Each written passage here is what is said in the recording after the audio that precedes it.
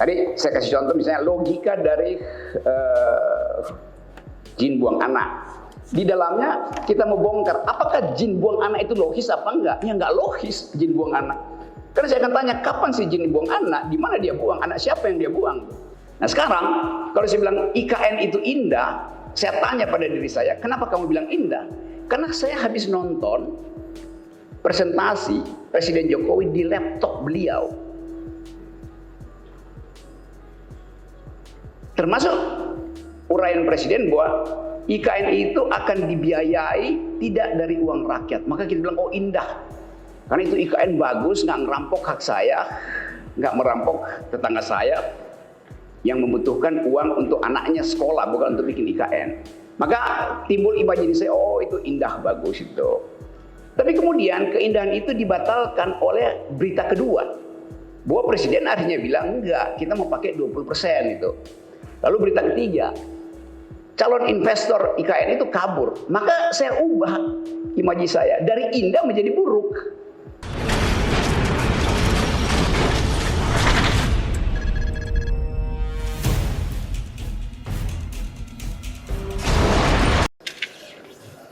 Izin majelis menyampaikan beberapa hal sebelum persidangan dimulai. Mohon izin terlebih dahulu. Jadi tadi waktu ISOMA kami tim JPU sempat berdiskusi terkait dengan ahli pada kesempatan kali ini. Jadi kami tim JPU terhadap ahli yang dihadirkan itu menolak keterangan ahli tersebut dengan beberapa pertimbangan. Di salah satunya antaranya yaitu satu, bahwa tadi ahli waktu pertama tidak menyerahkan surat tugas. Itu yang pertama. Terus yang kedua terkait dengan kurikulum vitae juga tidak ada. Yang ketiga, barusan tadi majelis juga menyampaikan terkait dengan keahliannya. Apakah di kebijakan publik ataukah di filsafat.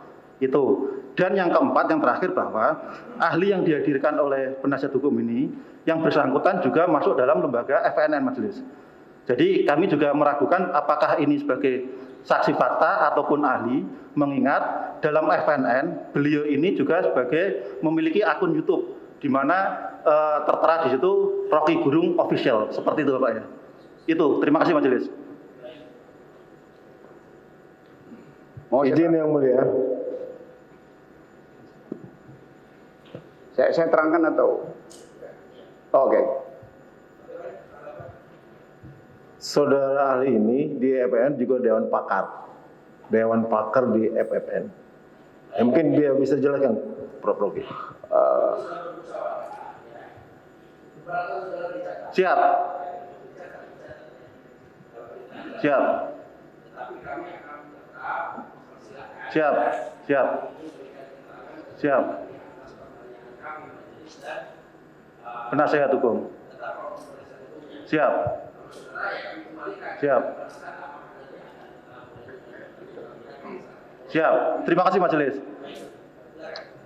CV-nya nanti menyusul kami serahkan juga. Kurikulum vitae-nya akan kami serahkan juga nanti. Ada nanti, kita bisa Pak. Iya. Saudara ahli, saudara, apa yang dimaksud dengan filsafat bahasa?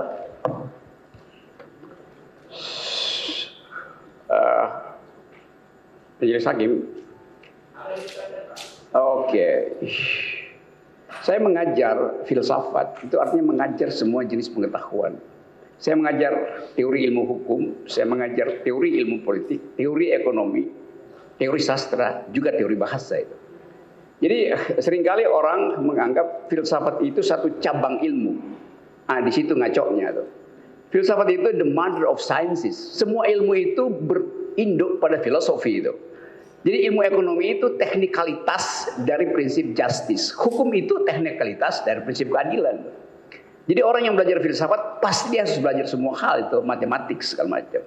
Karena itu saya ngajar ilmu ekonomi, saya ngajar ilmu hukum. Lalu orang bingung kok ngajar semua? Ya memang begitu. Kalau jadi filosofis mesti ngajar semua itu. Anda sok tahu, memang saya tahu semua itu. Jadi itu intinya itu. Jadi saya mau terangkan sebetulnya supaya orang nggak gugup dengan profesi sebagai dosen tuh. Saya mengajar di hampir semua universitas di UI itu. Saya mengajar di Fakultas Kedokteran, Medical Ethics. Orang bingung, Anda bukan dokter, kenapa ngajar di situ? Karena ada problem etik dalam kedokteran. Saya mengajar teori ilmu pertahanan, saya ngajar di kepolisian tuh. karena diperlukan logika. Misalnya ilmu tentang legal reasoning, penalaran hukum, itu saya ajarkan yang mungkin nggak diajarkan di fakultas hukum, karena saya baca semua kurikulum itu nggak ada. Jadi terkait dengan pertanyaan tadi, betul bahwa filsafat bahasa itu adalah upaya untuk mendeteksi di mana logika itu dipalsukan di dalam komunikasi politik. Itu intinya tuh. Jadi dari awal saya perhatikan kasus ini, ada faulty argument di dalam reasoning tentang frasa. Itu pengantarnya. Nah, apa saja yang menjadi ruang lingkup filsafat bahasa itu? Terutama untuk mengetahui, tadi saya pakai istilah asing, faulty reasoning, gagal nalar. Misalnya soal metafor. Iya. Metafor itu ada bagian dalam upaya untuk mengaktifkan bagian yang kita sebut sensibility dari manusia. Kalau kita bikin bahasa pakai grammar, ya orang anggap itu bahasa teknis. Tapi kalau ada metafor jadi indah. Kalau saya bilang misalnya penasihat hukum bibirnya manis itu metafor. Karena saya tidak pernah mengetahui apakah saya pernah cium dia sehingga saya tahu dia manis atau pahit. Mungkin dia habis minum kopi padahal pahit. Tapi saya bilang manis karena itu bagian dari keseluruhan fisiknya tuh. Lain kalau saya sebut misalnya bibirnya dia itu betul-betul asam. Karena saya lihat faktual dia habis minum lemon, maka pasti asam secara logis begitu tuh. Jadi itu sebetulnya sehingga orang kadang-kala menganggap apa beda antara metafor dan yang disebut sebagai simile, kesamaan itu. Dalam kasus yang saya baca soal Edi Mulyadi, istilah IKN itu adalah metaforik karena dia abstrak. Istilah apa tadi? Jin buang anak itu lebih abstrak lagi itu. Jadi kalau saya belajar tentang legal philosophy dan filsafat bahasa, dengan mudah saya tahu bahwa nggak mungkin sesuatu yang abstrak itu dipidanakan. Karena nanti jadi konyol. Misalnya saya tanya, Jin, apakah benar Anda pernah buang anak? Itu ngaco dalam logika tuh. Jadi kita mesti anggap itu metafor, karena nggak pernah ada jin buang anak gitu. Itu tidak faktual kan? Terpaksa sih sebagai peralatan bahasa tuh. Jadi misalnya kalau saya lihat ini ada berkas tebal di meja penuntut umum tuh. Ini saya bisa duga ini isinya fakta. Tetapi yang kita persoalkan bukan fakta, metafornya. Itu bedanya tuh. Jadi metafor adalah perumpamaan, bukan persamaan. Itu bedanya tuh. Kalau persamaan namanya simile tulisnya itu. Bahasa Inggrisnya kita baca dalam bahasa Indonesia simile. Kesamaan, bukan perumpamaan. Itu bedanya tuh. Nah kalau kesamaan itu ada faktanya. Kalau perumpamaan nggak ada faktanya. Itu intinya. Nanti saya mungkin terangkan lebih lanjut. Asal bagian ini dulu saya kira dipastikan. Terus apa saja yang menjadi objek filsafat bahasa itu? Filsafat bahasa berurusan dengan logika. Karena kalau saya misalnya sedang berbahasa, saya dituntun untuk membuktikan bahwa kemampuan saya berargumentasi tersusun secara logis. Jadi filsafat bahasa menguji logika di dalam bahasa. Tadi saya kasih contoh misalnya logika dari jin buang anak. Di dalamnya kita mau bongkar apakah jin buang anak itu logis apa enggak? Ya enggak logis jin buang anak. Karena saya akan tanya kapan sih jin buang anak? Di mana dia buang? Anak siapa yang dia buang? Itu namanya kita bongkar reasoning di dalam frasa itu tuh. Nah, kenikmatan kita berbahasa justru karena ada metafor. Jadi metafor itu membuat kita enak berbahasa. Kalau saya lagi kesel, saya bilang, aduh, lu ngapain lu kesel, mending lu nelen pil koplo. Tidak saya maksudkan untuk nelen pil koplo, tapi itu adalah cara anak Jakarta misalnya untuk berolok-olok tuh. Jadi bagian olok-olok itu justru bagian dari kenikmatan berbahasa. Bayangkan misalnya kalau bahasa itu semacam kita ketik grammar aja kan. Jadi bahasa jadi indah justru, jadi efektif, jadi produktif kalau ada bagian olok-oloknya tuh. Jadi olok-olok itu bagian dari praktek bahasa. Dan itu menetap di dalam kehidupan bangsa kita di seluruh dunia. Kita bikin pantun itu ada yang olok-olok juga. Itu soalnya tuh. pertanyaannya tuh. Pembahasan filsafat bahasa itu meliputi apa saja? Filsafat bahasa itu dibahas di dalam 2 tema besar. Yang satu namanya hermeneutics atau semiotics itu. Jadi kita berupaya untuk gali, dig out inti utama dari ucapan itu apa sebetulnya. Ya mungkin mereka yang belajar language forensik tahu bahwa kata itu disebut kata karena dia dipasangkan dalam kalimat. Kalimat hanya disebut kalimat kalau dipasangkan dalam paragraf. Paragraf hanya disebut paragraf kalau dia dalam satu bab. Bab hanya disebut bab kalau dalam satu buku itu. Jadi itu yang namanya reasoning kata itu. Kata itu diurut ke atasnya apa. Nah kalau kata itu dipenggal sekedar sebagai kata, konteksnya hilang, historisnya hilang, kenikmatannya hilang, grammarnya ada, tetapi estetikanya nggak dapat itu. Jadi permainan kata itu bagian keunikan manusia. Hanya manusia yang bisa bermain-main dengan kata-kata. Karena itu disebut manusia adalah language using animal.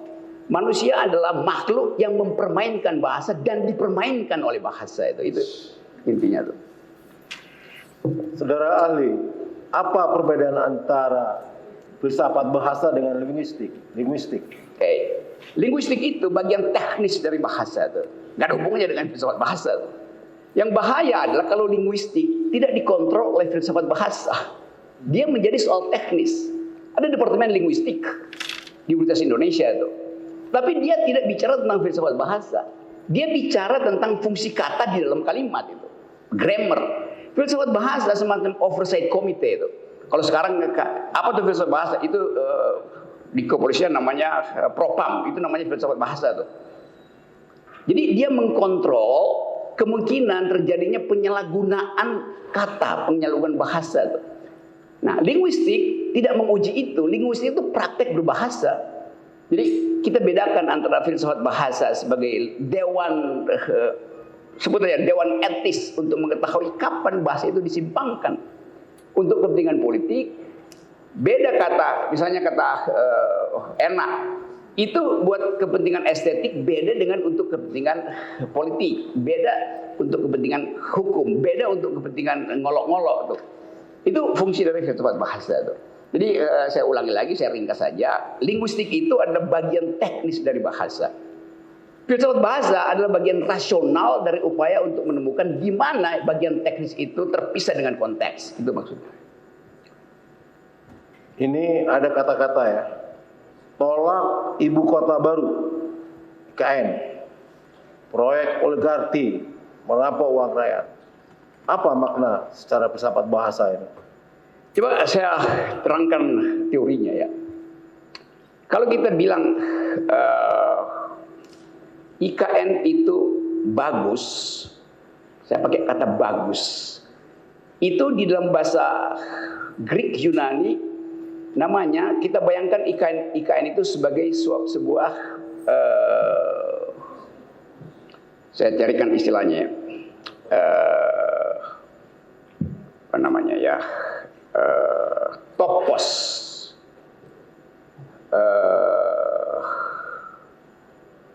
bentar saya cari istilah supaya jadi kalau saya bilang saya membayangkan IKN itu bagus, itu bayangan saya. Kalau saya bilang IKN itu buruk, itu juga bayangan saya tuh. Jadi IKN itu adalah habitat yang belum ada. Itu intinya tuh. Nanti saya dapat keterangan konseptualnya. Saya lagi cari supaya dapat istilah yang tepat itu. Kalau misalnya saya main musik, lalu saya bilang, oh musiknya indah gitu. Artinya ada harmoni di dalam musik itu. Maka kita nikmati keindahan itu. Tapi kalau musiknya kacau, saya bilang di dalam musik itu ada kakofoni, ada kekacauan itu. Nah sekarang, kalau saya bilang IKN itu indah, saya tanya pada diri saya, kenapa kamu bilang indah? Karena saya habis nonton presentasi Presiden Jokowi di laptop beliau. Termasuk uraian Presiden bahwa IKN itu akan dibiayai tidak dari uang rakyat. Maka kita bilang, oh indah. Karena itu IKN bagus, nggak ngerampok hak saya, nggak merampok tetangga saya yang membutuhkan uang untuk anaknya sekolah, bukan untuk bikin IKN. Maka timbul imajinasi, oh itu indah, bagus itu. Tapi kemudian keindahan itu dibatalkan oleh berita kedua. Bahwa presiden akhirnya bilang, enggak, kita mau pakai 20% itu. Lalu berita ketiga, calon investor IKN itu kabur. Maka saya ubah imaji saya dari indah menjadi buruk. Kan itu dasarnya kan, nggak mungkin saya pertahankan keindahan itu. Setelah saya dengar musiknya ternyata partiturnya berantakan, konduktornya nggak ngerti note. Maka saya bilang, Anda bilang tadi kita diundang untuk mendengarkan orkestrasi yang di dalamnya ada harmoni, ternyata di dalamnya ada kakofoni. Kakofoni artinya bunyi-bunyian aja tanpa partitur tuh, jadi nggak ada keindahan itu. Jadi kalau saya ditanya indah nggak Ibu Kota Baru? Oh, awalnya indah. Tapi kok Anda berubah, Pak Rocky jadi kritisi? Karena berbohong. Diundang untuk mendengarkan simfoni, ternyata yang kita dapatkan kakofoni. Dibayangkan bahwa ibu kota itu bagus, ternyata nggak ada AMDAL. Maka saya ubah di pikiran saya. Saya hanya mengubah di pikiran.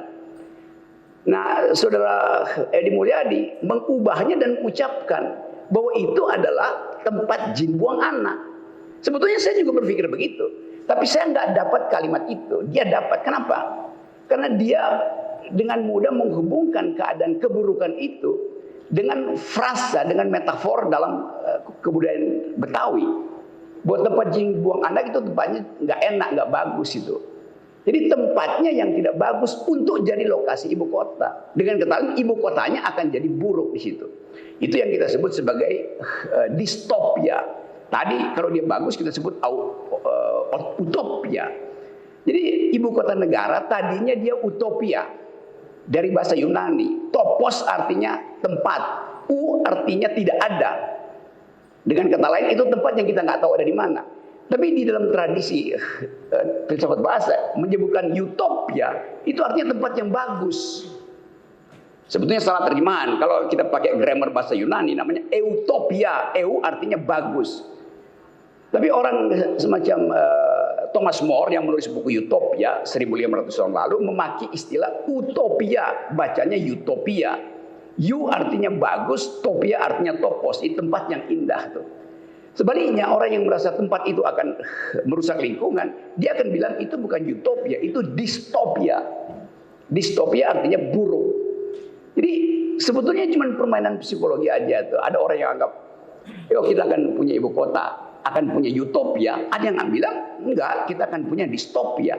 Itu sama kualitasnya. Orang yang memuji dan orang yang tidak memuji sama-sama mengucapkan hal yang enggak ada, karena itu baru di depan.